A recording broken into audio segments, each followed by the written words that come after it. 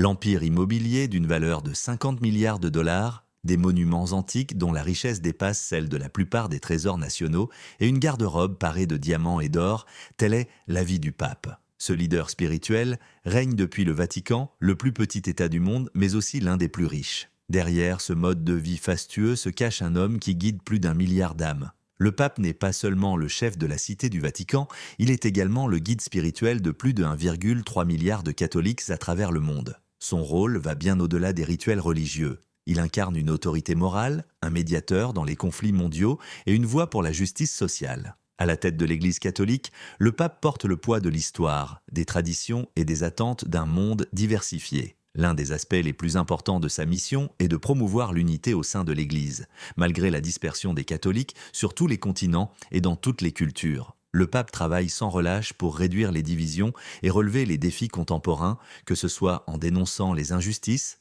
en apportant du réconfort aux communautés en crise ou en adaptant la doctrine de l'Église aux réalités modernes. Il doit constamment équilibrer des enseignements intemporels avec les besoins changeants de ses fidèles. En plus de son rôle spirituel, le pape est également un diplomate de premier plan. À travers des rencontres avec des dirigeants mondiaux et des dialogues interreligieux, il défend les intérêts de l'Église catholique tout en promouvant la paix et la compréhension. Son influence dépasse largement les frontières de la religion, touchant des personnes de toutes confessions et de tous horizons. Cependant, avec une telle responsabilité viennent des privilèges exceptionnels et uniques au monde. Le pape réside dans un cadre d'une richesse historique et artistique incomparable. La Cité du Vatican, son foyer, regorge de trésors inestimables et d'une architecture spectaculaire qui reflète l'histoire riche et ancienne de l'Église. Sa résidence officielle, le palais apostolique, est bien plus qu'une simple demeure, c'est un symbole du patrimoine de l'Église. Ses salles, richement décorées, ses chapelles et ses halls, ornés de mosaïques et d'œuvres d'art somptueuses, témoignent de cette grandeur. Même les jardins du Vatican, célèbres pour leurs fontaines, statues et espaces verts parfaitement entretenus, ressemblent à une œuvre d'art. Ces jardins offrent au pape un havre de paix pour la méditation et la connexion avec la nature, reflétant son message en faveur de la protection de l'environnement. Lorsque le pape organise des cérémonies ou des événements spéciaux, ceux-ci se déroulent souvent dans la basilique Saint-Pierre, la plus grande église du monde. Ce chef-d'œuvre architectural, avec son dôme imposant et ses sculptures emblématiques, dont la célèbre Pietà de Michel-Ange, incarne la grandeur spirituelle et artistique de l'Église catholique. Ainsi, la vie du pape est un mélange fascinant de simplicité spirituelle et de luxe sacré, reflétant à la fois sa mission divine et son héritage terrestre. Au-delà de la Cité du Vatican, le pape a également accès à d'autres lieux d'une beauté exceptionnelle tels que Castel Gandolfo. Cette résidence d'été, offrant une vue imprenable et des jardins somptueux, incarne un autre exemple du luxe unique associé à la fonction papale. Bien que le pape François n'y séjourne que rarement, ce lieu reste un symbole de l'opulence liée à ce rôle sacré. Cependant, même ces propriétés prestigieuses ne rivalisent pas avec les trésors conservés dans l'une des bibliothèques les plus exclusives de la planète, où des connaissances vieilles de plusieurs siècles sont préservées comme un patrimoine caché. La Bibliothèque apostolique vaticane, fondée en 1475, est l'un des plus anciens et des plus célèbres dépôts de savoir au monde. Sa collection, qui s'étend sur des siècles d'histoire humaine, couvre une multitude de sujets, allant de la théologie et de la philosophie à la science et à l'art. Souvent considérée comme un trésor du patrimoine intellectuel de l'humanité, cette bibliothèque symbolise à la fois l'engagement de l'Église dans la préservation du savoir et l'étendue de ses ressources. Elle abrite plus de 1 600 000 livres imprimés, 75 000 manuscrits et 8 500 incunables, livres imprimés avant 1501. Parmi ces trésors figurent des œuvres rares comme le Codex Vaticanus, l'un des plus anciens manuscrits connus de la Bible, et le Virgilius Vaticanus, un manuscrit illustré des œuvres de Virgile datant du IIe siècle. Ces documents offrent des aperçus inestimables sur la théologie chrétienne primitive, les civilisations antiques et l'Europe médiévale. Les salles de lecture de la Bibliothèque du Vatican sont ornées de fresques magnifiques, mettant en valeur l'art impressionnant de la Renaissance. La salle de projection, en particulier, est remarquable pour ses plafonds et murs richement décorés par certains des artistes les plus renommés de l'époque. L'accès à la bibliothèque est strictement contrôlé, ce qui en fait une institution exclusive et hautement prisée. Les chercheurs doivent suivre un processus de demande rigoureux pour étudier ces manuscrits, et même alors, ils ne peuvent de consulter que certains documents sous surveillance étroite. Ce niveau de restriction ajoute à l'attrait mystérieux de la bibliothèque en faisant l'un des lieux de recherche les plus convoités au monde. Mais les trésors du Vatican ne se limitent pas aux livres et aux manuscrits. Les reliques et artefacts sacrés qu'il abrite détiennent une valeur d'un autre ordre, imprégnée de foi et d'histoire. Le Vatican conserve certaines des reliques les plus vénérées et les plus précieuses du christianisme, chacune portant une signification spirituelle et historique profonde. Ces objets sacrés servent de lien tangible avec des figures et des événements clés de la foi, incarnant la dévotion et la présence divine pour des millions de croyants. Ils témoignent de la richesse spirituelle et culturelle de l'Église, bien au-delà de ses trésors matériels. Parmi les reliques les plus célèbres du Vatican se trouve un fragment de la vraie croix, considéré comme une partie de la croix sur laquelle Jésus-Christ fut crucifié. Cette relique est exposée lors de cérémonies spéciales dans un réceptacle finement ouvragé attirant des pèlerins du monde entier. La collection comprend également la Sainte Lance, censée être la lance qui perça le flanc du Christ, ainsi que le voile de Véronique qui porterait l'empreinte du visage de Jésus. Outre ces reliques, liées directement au Christ, le Vatican conserve des objets associés à des saints et martyrs, tels que des fragments d'os, des vêtements et des effets personnels de figures emblématiques comme Saint Pierre et Saint Paul. Ces objets sacrés sont conservés dans des reliquaires en or finement ciselé, ornés de pierres précieuses, reflétant à la fois le respect et le savoir-faire artistique de l'Église. Les trésors du Vatican incluent également des artefacts liturgiques tels que des chasubles, des mitres et des calices, certains ayant été utilisés par des papes ou des saints. Ces objets, souvent richement décorés de motifs complexes et incrustés de pierres précieuses, témoignent du riche patrimoine artistique de l'Église.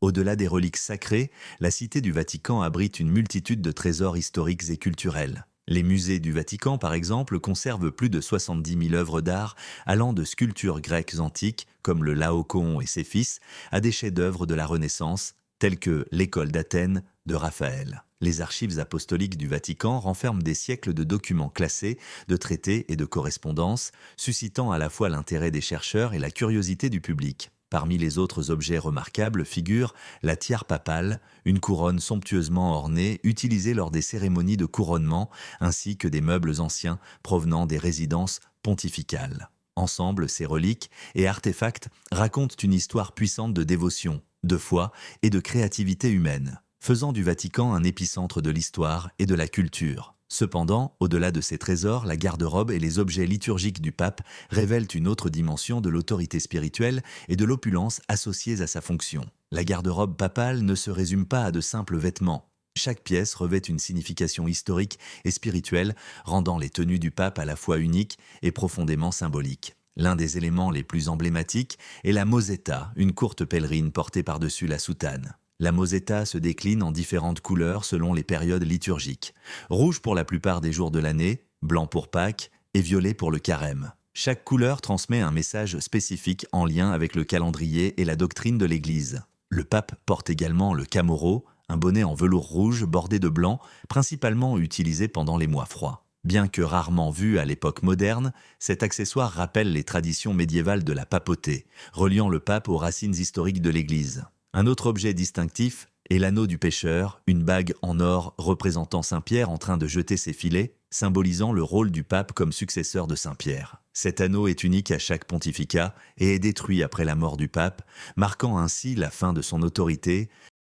Ces éléments, à la fois sacrés et symboliques, illustrent la manière dont la papauté allie tradition, spiritualité et art, tout en incarnant une continuité historique qui fascine le monde entier. Même les gants du pape, appelés gants de festival, font partie intégrante de son costume cérémoniel. Fabriqués en soie fine, ces gants sont souvent brodés de symboles religieux et portés lors de messes spéciales pour souligner le caractère sacré de sa fonction. Cependant, le mode de vie du pape ne se résume pas à cette splendeur rituelle. Son quotidien combine humilité et grandeur d'une manière qui lui est propre, révélant une personnalité à la fois simple et profondément spirituelle. La vie quotidienne du pape est un mélange fascinant de méditation silencieuse, de responsabilité administrative et d'engagement envers la communauté catholique mondiale. Bien qu'une grande partie de son temps soit consacrée à des activités spirituelles, son emploi du temps reflète également son rôle de leader mondial. Chaque matin, le pape se lève tôt, généralement entre 4h30 et 5h, pour commencer sa journée par des moments de prière et de réflexion personnelle.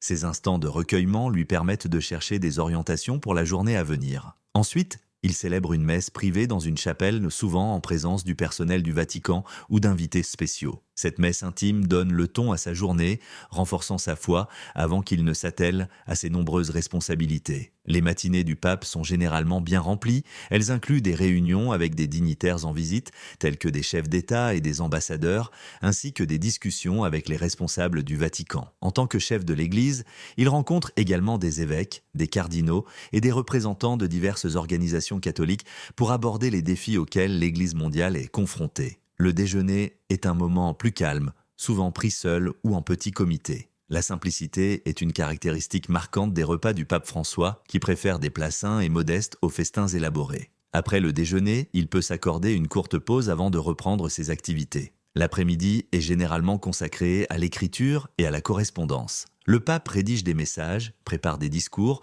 ou répond aux lettres des fidèles. Il utilise ce temps pour transmettre sa vision et ses enseignements au monde. Malgré un emploi du temps chargé, il prend le temps de répondre personnellement aux lettres des enfants, une pratique qui reflète son engagement à rester connecté avec les gens à un niveau personnel. Les soirées sont plus calmes, réservées à l'étude personnelle et à la prière. Le pape récite souvent le chapelet pour méditer sur les mystères de la vie du Christ. Sa journée se termine généralement tôt, vers 21 heures, afin de se reposer et de se préparer aux exigences du lendemain. Bien que cette routine puisse sembler prévisible, la vie du pape est loin d'être ordinaire. Il effectue fréquemment des voyages pastoraux à l'étranger pour rencontrer les fidèles catholiques et aborder des problèmes sociaux et politiques urgents. Ces voyages, soigneusement planifiés, impliquent souvent des cérémonies complexes et des mesures de sécurité renforcées. Cependant, ils permettent au pape de toucher des millions de personnes à travers le monde, renforçant ainsi les liens entre l'Église et ses fidèles. Ces déplacements incarnent sa mission de pasteur universel,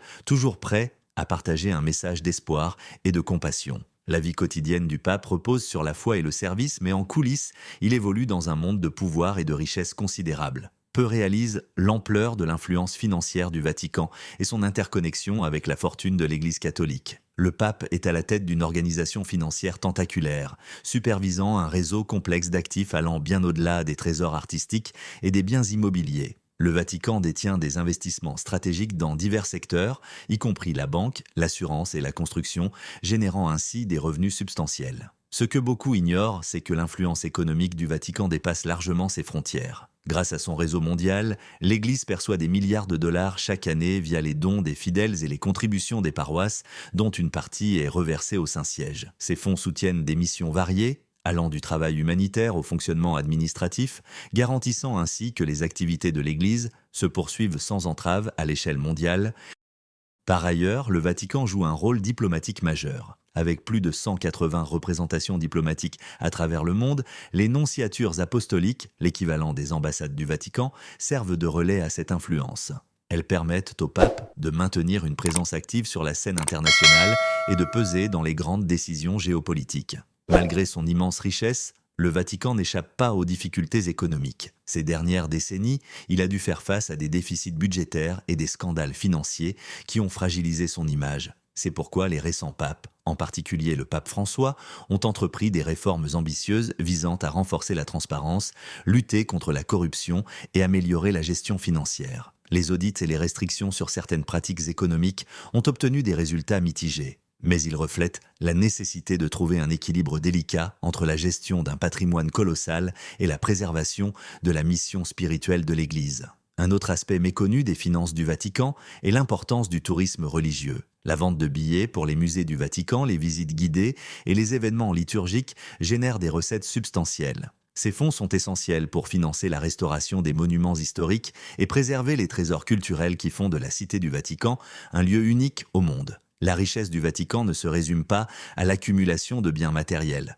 Elle confère au pape une capacité d'influence unique sur des questions cruciales comme les inégalités économiques, l'éthique et la justice sociale. Son leadership dépasse largement le cadre de l'Église et touche des enjeux mondiaux. Mais cette prospérité soulève aussi des interrogations. Dans quelle mesure une telle accumulation de richesses est-elle compatible avec les valeurs fondamentales de l'Église, basées sur l'humilité et le service des plus démunis ? Comment le pape peut-il concilier puissance financière et mission spirituelle ? Trouver un équilibre entre la vaste richesse du Vatican et sa mission spirituelle est l'un des plus grands défis auxquels un pape a été confronté depuis des siècles. La force financière de l'Église était une source d'admiration et de gratitude. La critique tandis que la richesse permet à l'Église de maintenir ses opérations mondiales. financement à des fins caritatives et préservation des trésors historiques. Cela soulève également la question de savoir si une telle abondance matérielle est compatible avec les valeurs fondamentales d'humilité et de service que prêche la foi. Face aux préoccupations liées à la richesse du Vatican, les papes ont dû gérer avec prudence les finances de l'Église. Cet exercice d'équilibriste consiste notamment à aligner les investissements avec les principes catholiques. Par exemple, le Vatican évite toute implication dans des industries contraires à sa doctrine, comme la production de contraceptifs ou certains secteurs pharmaceutiques. En revanche, il privilégie l'immobilier et les obligations, des placements stratégiques qui lui assurent une indépendance financière. Le pape François a particulièrement insisté sur l'utilisation des ressources de l'Église pour le bien commun. Il a mis en place des initiatives pour accroître la transparence et réorienter une partie des fonds vers les plus démunis. Cependant, cette démarche est complexifiée par la gestion tentaculaire du Vatican qui repose sur les dons de millions de fidèles, un portefeuille d'investissement massif et des collections artistiques d'une valeur inestimable. Un autre défi majeur réside dans la perception publique de la richesse du Vatican. L'image de cardinaux en robe brodée d'or célébrant la messe sous des plafonds dorés peut sembler en décalage avec les valeurs d'humilité et de compassion prônées par l'Église. Les papes modernes doivent donc concilier deux exigences contradictoires, incarner la simplicité et la charité tout en préservant un patrimoine historique qui remonte à des siècles. Ce paradoxe alimente un débat permanent sur l'équilibre entre tradition et renouveau, entre spiritualité et gestion des richesses. Malgré ces critiques, la richesse du Vatican a permis de financer des hôpitaux, des écoles et des missions humanitaires dans le monde entier. Ces initiatives bénéficient à des millions de personnes en difficulté. Toutefois, certains estiment que davantage pourrait être fait, notamment dans les pays à forte population catholique où la pauvreté reste alarmante. Cette tension entre foi et finance est une question récurrente que chaque pape doit gérer. L'Église catholique doit assumer son rôle de guide spirituel tout en étant gestionnaire de vastes ressources. L'influence du pape dépasse largement les murs du Vatican. L'un de ses rôles les plus essentiels est d'être un médiateur dans les conflits mondiaux. Au fil des années, les papes ont souvent été appelés à faciliter les négociations de paix en adoptant une position morale neutre pour désamorcer des tensions. Un exemple marquant est l'intervention du pape François dans le rapprochement entre Cuba et les États-Unis. Grâce à ces efforts diplomatiques, les discussions ont abouti à un accord historique en 2014. Les appels du pape à la paix résonnent souvent dans les moments de crise mondiale, qu'il s'agisse de guerre, de catastrophes humanitaires ou de tensions politiques. Son autorité morale dépasse les divisions politiques et repose sur des valeurs universelles telles que la compassion, l'unité et le respect de la dignité humaine. En tant que leader spirituel, le pape encourage le dialogue et la réconciliation. Il est aussi un fervent défenseur des populations les plus vulnérables, attirant l'attention sur la pauvreté, les inégalités et les migrations forcées, et incitant les gouvernements et les institutions à agir. Ainsi, malgré les paradoxes entourant la richesse de l'Église, le rôle du pape demeure central dans les débats éthiques et sociaux mondiaux. Le pape François, un défenseur des plus vulnérables. Le pape François s'est imposé comme un ardent défenseur des droits des réfugiés et des migrants, rappelant à la communauté internationale leur dignité et leur humanité inaliénables. À travers ses discours et ses actions concrètes, il a inspiré de nombreuses initiatives en faveur de ceux qui fuient la guerre, la persécution et la pauvreté. Le Vatican ne se limite pas aux déclarations d'intention. Il mobilise activement des ressources pour venir en aide aux victimes de catastrophes naturelles, de conflits et de crises humanitaires. Lors de la pandémie de Covid-19, par exemple, le Saint-Siège a fourni une assistance matérielle et financière aux populations les plus vulnérables, illustrant ainsi l'engagement du pape non seulement par la parole, mais aussi par l'action. Ces dernières années, la protection de l'environnement est devenue un pilier central du pontificat du pape François. En 2015, il a publié l'encyclique Laudato Si, un appel sans précédent à une prise de conscience écologique et à l'adoption de pratiques durables. Dans ce texte fondateur, il établit un lien entre destruction environnementale, inégalité sociale et dérives économiques, exhortant les dirigeants du monde entier à adopter des politiques respectueuses de la planète et des générations futures. Grâce à son engagement, François est devenu une figure influente dans les débats mondiaux sur le climat, participant aux discussions des sommets internationaux et plaidant en faveur d'une conversion écologique collective. L'influence du pape ne se limite pas aux questions sociales et environnementales. Il joue également un rôle clé dans la promotion du dialogue entre les religions. Il reconnaît l'importance d'une coopération harmonieuse entre les différentes confessions et multiplie les rencontres avec les dirigeants religieux du monde entier. L'un des moments les plus marquants de son pontificat fut sa visite historique en Irak en 2021, où il rencontra des figures musulmanes de premier plan afin de promouvoir la tolérance et la coexistence pacifique. De tels événements témoignent de sa volonté de bâtir des ponts au-delà des divisions culturelles et religieuses, dans un monde où les tensions interconfessionnelles restent une source majeure de conflits. Le pape François ne se contente pas de dénoncer les inégalités. Il attaque directement les systèmes qui les perpétuent. Il a publiquement condamné la corruption, l'évasion fiscale et l'exploitation économique, qu'il considère comme des obstacles majeurs à la justice sociale. En adoptant un prisme moral sur ces questions, il met en lumière des problématiques souvent écartées des débats politiques, encourageant gouvernements et institutions à réfléchir aux implications éthiques de leurs décisions. Cette posture fait de lui une voix influente dans les discussions économiques et mondiales, rappelant que la prospérité ne devrait jamais se faire au détriment de la dignité humaine. Si le Vatican incarne un paradoxe unique, mêlant richesse matérielle et mission spirituelle, un autre univers attire tout autant par son opulence et son exclusivité. Au cœur de la Riviera, Monaco 2 s'offre un spectacle saisissant de glamour, d'exclusivité et de prestige. Ce micro-État, refuge des milliardaires et des célébrités, incarne une facette différente du luxe, où yachts extravagants, casinos somptueux et palais fastueux se côtoient. Curieux de découvrir le terrain de jeu des plus grandes fortunes du monde, plongez dans notre vidéo exclusive sur la vie extravagante de Monaco et laissez-vous émerveiller par une démesure sans égale.